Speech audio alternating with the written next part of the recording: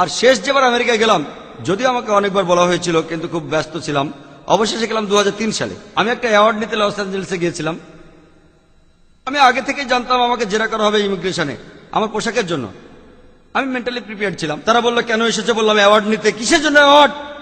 তুমি কোনো চ্যারিটেবল অর্গানাইজেশনে কাজ করো, কি অ্যাওয়ার্ড পাবে তুমি? বললাম মানুষকে সেবা করার। যীশু খ্রিস্ট বলেছেন সত্য কথা বলো আর সত্যই তোমাকে মুক্তি দেবে। আমিও সত্য কথা বলি, এর জন্য আমি অ্যাওয়ার্ড পাচ্ছি।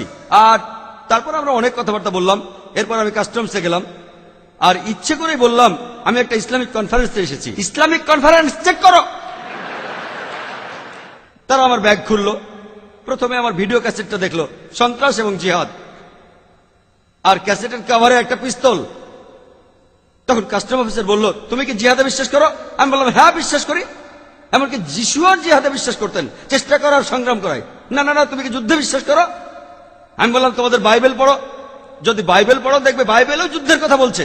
বুক অব নাম্বারসে পাবেন 31 অধ্যায়ের 1 থেকে 19 অনুচ্ছেদে, বুক অব এক্সোডাসের 22 অধ্যায়ের 18 থেকে 20 অনুচ্ছেদে, বুক অব এক্সোডাসের 32 অধ্যায়ের 27 এবং 28 অনুচ্ছেদে। আর যীশু খ্রিস্ট তার নিজের মুখেই বলেছেন, এটা আছে লুকের গসপেলে 22 নম্বর অধ্যায়ের 36 নম্বর অনুচ্ছেদে, তলোয়ার হাতে নাও এবং যুদ্ধে যাও। আর তখনই কাস্টম অফিসার যারা ছিল 8-10 জন সেখানে জড়ো হয়ে গেল আর আমাকে জিজ্ঞেস করতে লাগলো, স্যার আপনাকে আরেকটা প্রশ্ন করতে পারি?